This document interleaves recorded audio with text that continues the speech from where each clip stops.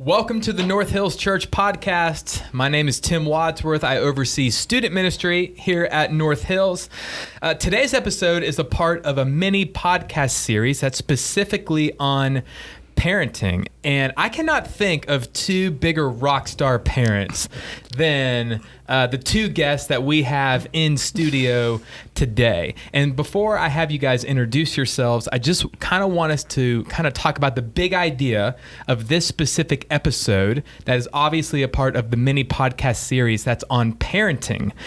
So with parenting, I just want everyone to know that this is going to be super helpful during COVID, pre-COVID, post-COVID, really anything that's going on in our lives as parents. This is going to be really helpful, but we do want to boil it down to living in a COVID world, trying to pivot, so to say, into a new school year. And so that's kind of where we want our time to be spent in this podcast.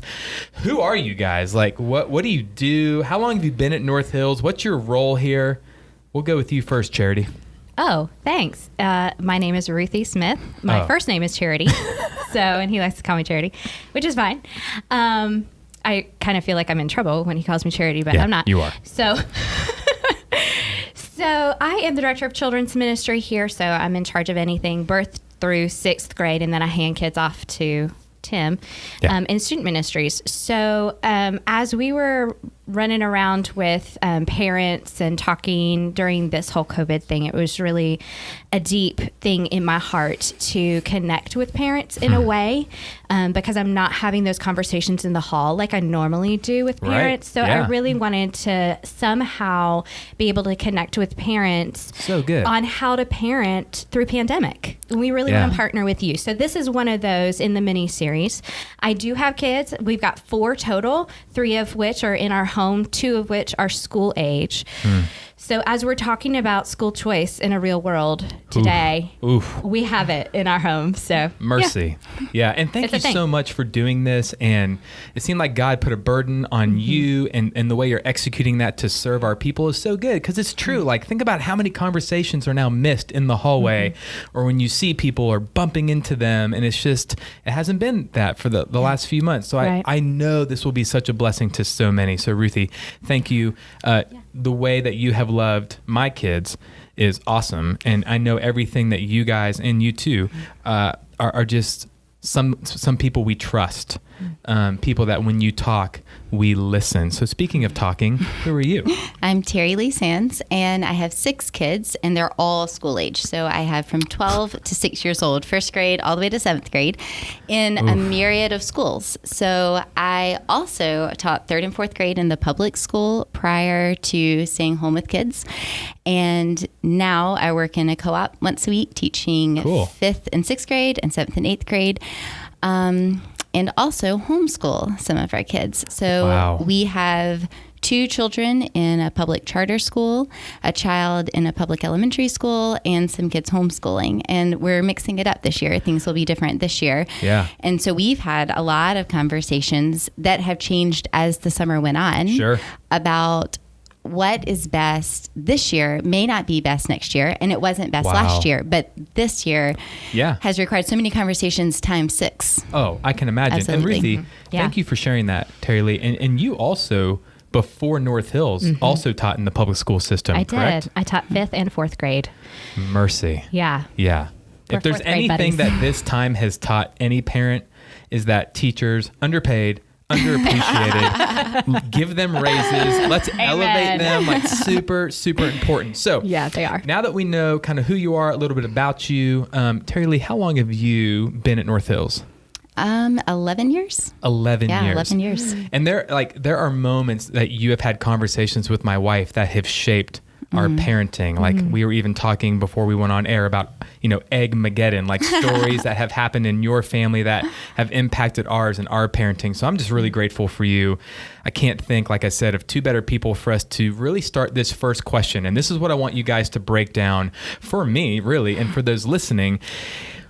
How do you navigate knowing what is good for one kid versus a different kid? How do I know this kid needs to be in a private school or this one homeschooled or public education? Or How? And I guess the fancy word there would be philosophy of education. Yes. That's our word. And really, philosophy, if I'm right, is the love of wisdom, right? So really, what is the wisest thing to do as parents? And so walk us through how you've navigated that. What's been pros and cons, the do's and the don'ts to kind of figuring out what to do with your kids with education? I think a philosophy of education has to start with a philosophy of parenting. Yes. And I really do think there is a strength and a value in words. And putting words down succinctly on paper can sound over the top, or do I really need to do that? Maybe we'll just have a conversation. But I think having a written philosophy of parenting, even a couple of sentences, maybe a paragraph if you're like me and have a lot of words. Yeah. But you need to know with your other parents and the people who are involved in your kid's life, like, what do we care about the most? Because you can't care about everything. Yep. And so what do we care about the most? And then from there, decide, well, what is my philosophy? How does that play into my child's education? Yeah. So if we care a lot about community in both our parenting and in our school, that makes a huge difference in your school choice. Do we care? How much do we care about screens? How much do we not care about screens on purpose? How much do we care about learning the mechanics and practicing those multiplication tables, cursive writing? How much do we care about tackling that? And how much do we care also about finding wisdom and how do those collaborate in our school choice? And I really do think there is an important revisiting of that in these times. Yes. Yeah. To say, okay, we have said this is important. What does that look like then? What does that look like in this time that all of our school choices are either question marks or different? Yeah. And I think that if COVID has taught us anything, is that there is usually a way. There is a creative way. Wow. And I think it's been so interesting to see people say, hey, let's put up canopies and have school outside, or let's maybe just take this chance. We're going to revisit homeschooling and travel some with our family. And, I think that people have said, I'm going to work from home now.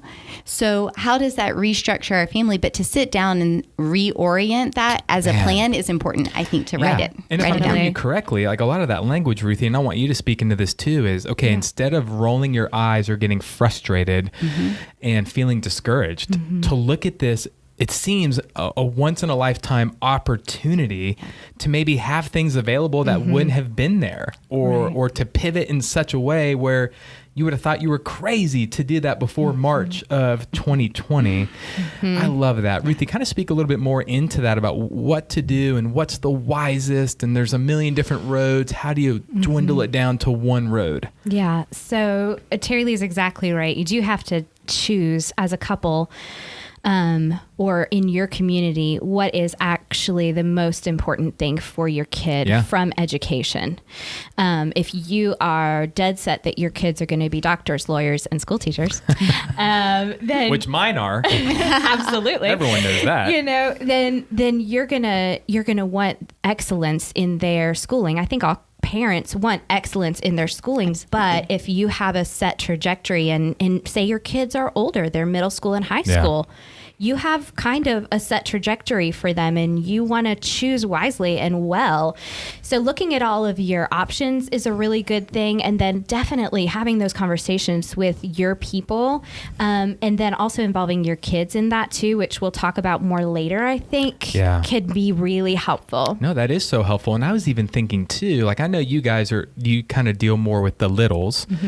I've kind of noticed too, as a student pastor with middle and high school, how easy it is to fall into your choice or your big reason for schooling based off of fears.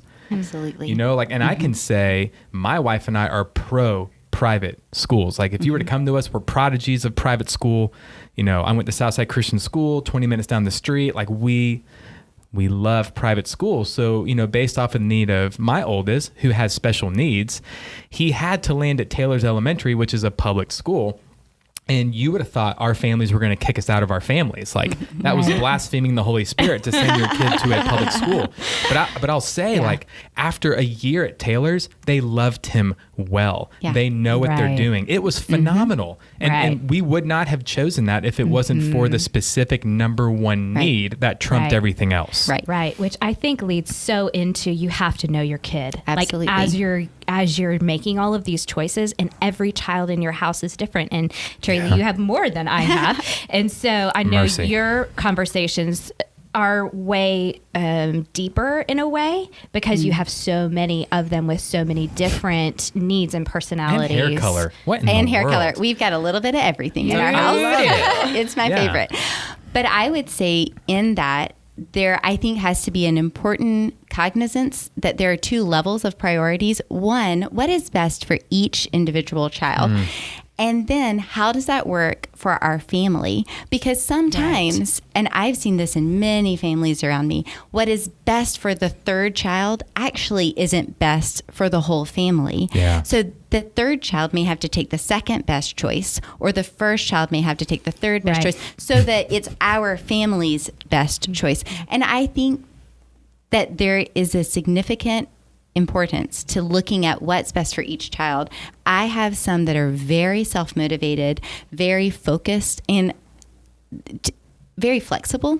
And if they need to come back home and go to school and come back home, that's going to be fine. They're going to be fine with a virtual school option where they're in charge of their own work for the day. I have some that's not a good option at all, and some others who just have some health problems, and it wouldn't be safe for them to return this year. So that child needs to stay home in one way or the other, either homeschooled or a virtual school option. Sure. And so I think we looked at all of those parts for all 6 of our kids, and then looked at what is also best for our family unit. Wow. And I think as you look at those choices, it is important to know some pros and cons, but also not to overwhelm your child with all of the options, but maybe say, hey, I'd like to get your feedback. Here are 2 ideas, maybe no more than 2, Despite even for high school age. students. You're Despite their age. I mean, no. I would say no. But maybe like 4 or 5 and up. I would say like 3rd grade and up, and say like, these are 2 things Daddy and I are thinking about. We want to know, what do you think would be some pros of school, and what are some cons, and not leave the weight of that decision on their shoulders, but to help them can practice decision making. I need to know by next week. To know your school choice deadline. Right. But I do think it's also just training for making decisions, is thinking through the pros and cons and helping them watch you make the decision instead of only doing it quietly. Yeah, how easy is it just to make the decision for them? So and much you forget easier. that you're raising young men and women that need to make that decision one day, Yeah, they need to be able to do that for their kids someday. And so you're teaching and training as you are also working through it yourselves. And I love that you said that sometimes what's very best for one of those children might not be what's best for the entire family. So our middle schooler is so ready to go back to middle school. So ready. But he's the king of middle school.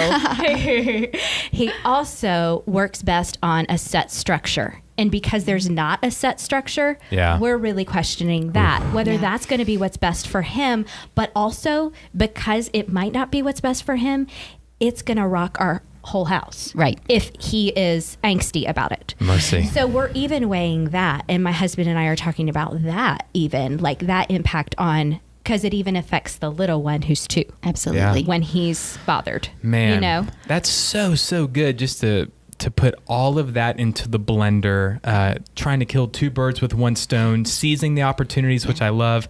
So let's now get real specific in the time that we have left with COVID-19. Okay, this was already hard before March of 2020. It was.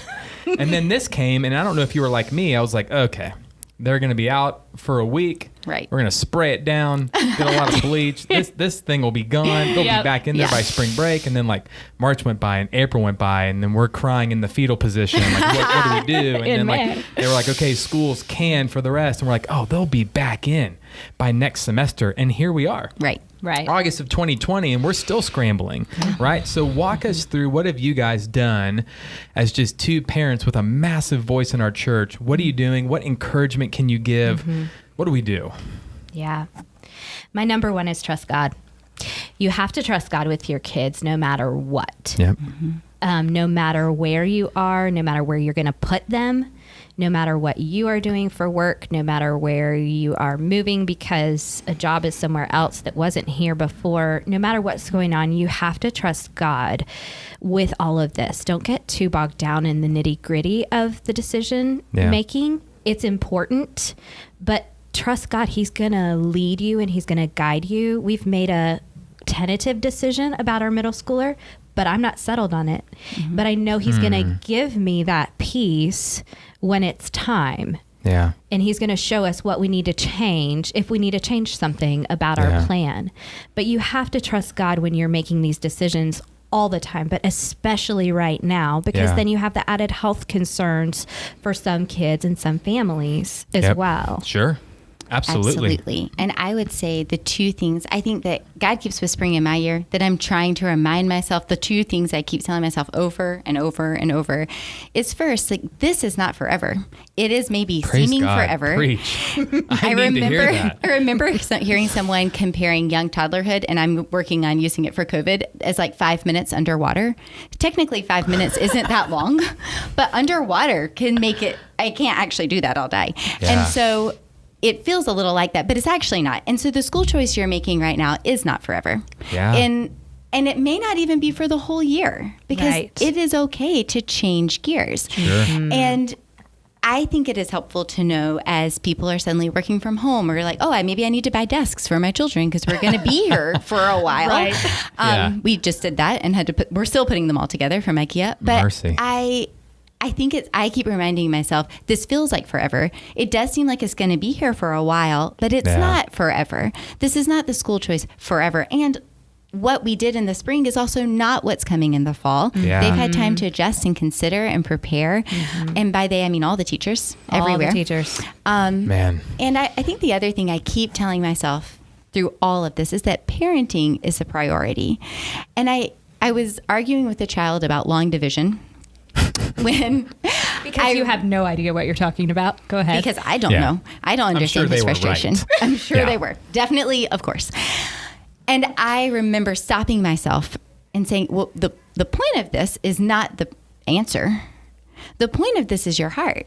And so there are times when I need to look at this long division problem and understand why you're actually so ticked off at me about long division.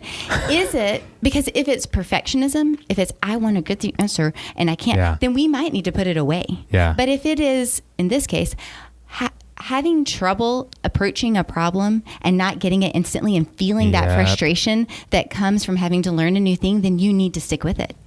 And so I've had to continually remind myself, as I've had more hands-on contact with all of my kids' school as a parent, which is, I need to tell all of you, much, much harder. Their teachers, they give much more grace to than they give to any parent.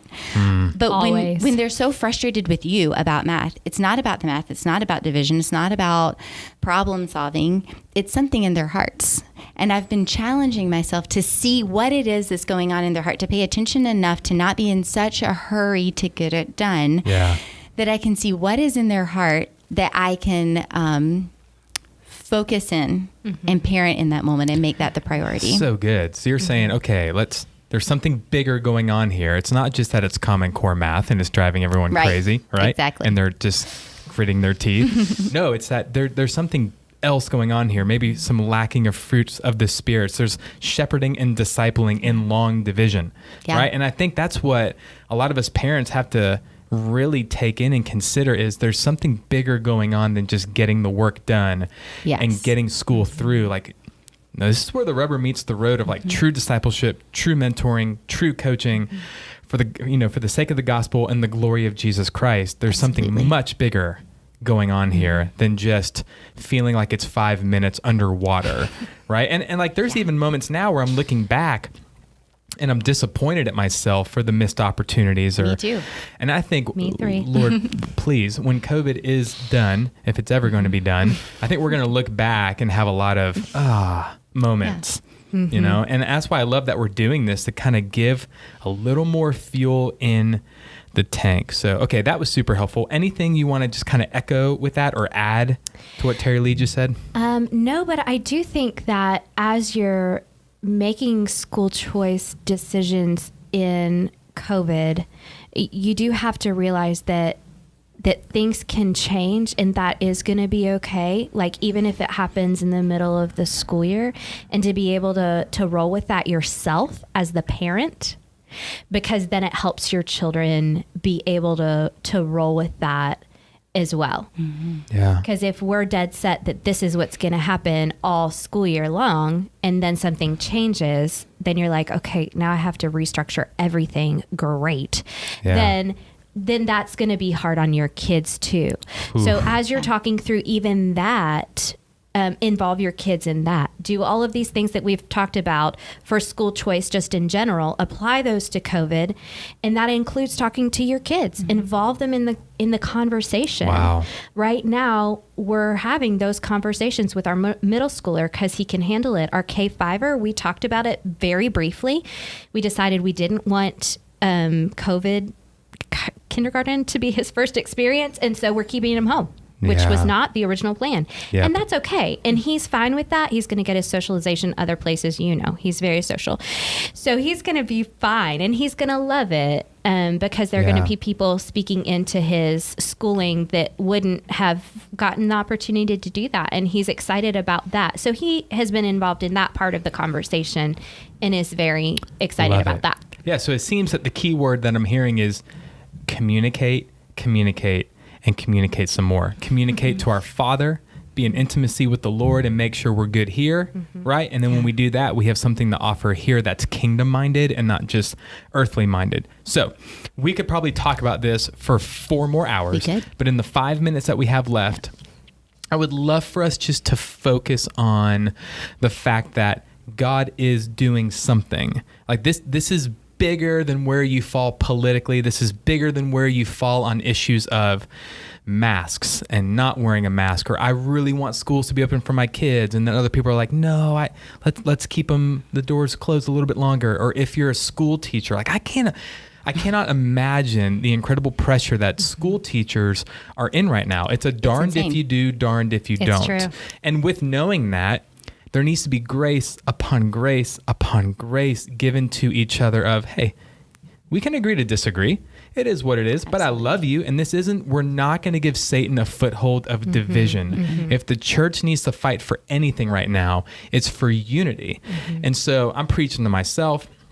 Anyone listening to us, so let's just kind of end, what are ways that families can be leaning into the Lord, trusting him? How can we, as Peter Hubbard has said during this sermon series we're in of Serpents and Doves, come out stronger? I would say 2 things. That I think there's so much, I just keep reminding myself, let's be kind to the teachers. And by that, I really mean the public school teachers who are suddenly learning an entire new field of technology that they've never been required to use before. Let's be kind to our teachers that are in co-ops who are trying to assess, like you said, should we meet, should we not meet, when that's a little bit more in their hands and they're trying to figure it out. When you have a difference of opinion, being kind. And also those who are teaching their children themselves, whether you're homeschooling or assisting your child in virtual school for the first time, be kind to yourself. No one has done this before. No one's been a teacher in a pandemic before. No one's parented in a pandemic before. So I was already killing this whole parent thing, and this just really threw a whole wrench. Really derailed your parenting philosophy. Yeah. But also, I was thinking through, as we're working through this pandemic, I'm really trying to be aware of what do I want to take away. I think for our family, we noticed that when we first locked down before I broke my leg and we were really in quarantine. Mercy. We noticed how nice it was for a bit to be quarantined. We felt like it was such a nice vacation until it then didn't feel like it was so great anymore. Cabin fever. But I think that we said, hey, every year, I think it would be nice for us to kind of shut down our social lives a little bit for maybe a month and take some time just doesn't have plans, that we break down our plans and break down our engagements and just have time together. So I'm trying to look for other ways, and in our change, what can we do now that we weren't able to do before? So now that we have a virtual school on Friday, is there something we could do with that would be beneficial and helpful even post-COVID? And so I think just looking at where you are and asking God, what ways do you have new things for us? Yeah. In what ways can we see them as a gift? Receive that, yeah. And what ways can we walk in them as we go forward? Preach. So good. That's a hard thing to follow up. Amen. But if anyone can do it, it's you. It's All right, closing comment. Miss Ruthie, come out stronger? Oh, absolutely. I think that in addition to knitting families together, I can't even tell you how many conversations I've had with families who were just counting the days till the kids go back to school at Christmas break. And now they're loving having time together. Yeah. It's really amazing. So I've had lots of conversations. Praise God. And I'm so thankful for how God has worked in this and really and truly has made something that was evil a good time for our families. And then the other thing God that works I all would say, things He for does. the good of those that love Him. That's Yeah, exactly claim that. right. Yeah. And then also as a parent and just as a follower of Jesus, I have heard also a deeper connection with God and what His voice is saying. Yeah. So even in school choice, like I said, I don't have a clear yes or no for our middle schooler. Definitely heard it very clearly for our K5er. So I'm waiting for that clear voice from God to show us what to do. And I don't know that I would have slowed down enough before COVID to listen. How should we do that with our middle schooler this year? Wouldn't have even been a thought in my mind. Yeah. So that's a sweet gift. I feel like it's just been handed to all of us that, okay, now everything is back on the table and you can go and talk to God about it and expect Him to give you clear instruction and clear guidance as a parent. I love in these that word, days. expect. So good. Okay, so I'm so sad we have run out of time. Real quick, before I kind of give my closing thoughts and prayer for us, if people in our church wanted to shoot you an email or just get a hold of you somehow, how can they do that? They can get in contact with me and I can send it on to Teri Lee if you want, if that's okay. Ruthie S at northhillschurch.com. Yeah, you don't want to put your cell phone number out there? Yeah. I'm just kidding. So good. And if you're listening to this, reach out. Parenting is not meant to be done alone. Iron sharpens iron. That is community. That is God's people. I cannot imagine where our family would be without church, specifically North Hills. And I just want to end with this and just kind of a yes and amen kind of thing. At the end of the day, if no matter what school we put our kid in or what pivot we do, or if they get long division or if they don't, what matters is if our kids love Jesus. Amen. Right? That's right. That is ultimately what matters throughout all of this are their hearts longing to be in intimacy with Jesus? And I think I have to step back and say, okay, the win is not figuring out what to do here so that I can pivot in such a way where it takes pressure off of me and I don't feel like I'm underwater. The win here is Judah and Levi learning more about the Lord, seeing their parents do things with grace and mercy to each other in a marriage, and with grace and mercy to school teachers and other church members and people that are in maybe disagreement, and we can agree to disagree, but we want to be united. We want to come out stronger. The win for followers of Jesus look different than the wins of those of the world. Amen. Yes. So if you're listening to this, we're so grateful that you've tuned in. Ruthie, Teri Lee, love you guys so much. Thank you. Not only for the way you love our church family, but how you've loved my family. What gifts you guys are to our church. This mini-series, this little podcast of parenting is going to continue. Yes. So I don't know what's coming next because my notes don't say that, but I know it's going to be really good. It's going to be about parenting, and Ruthie's going to be the mastermind behind it. So you're going to want to tune in. Definitely. North Hills, we love you guys. Go in grace and peace. God bless.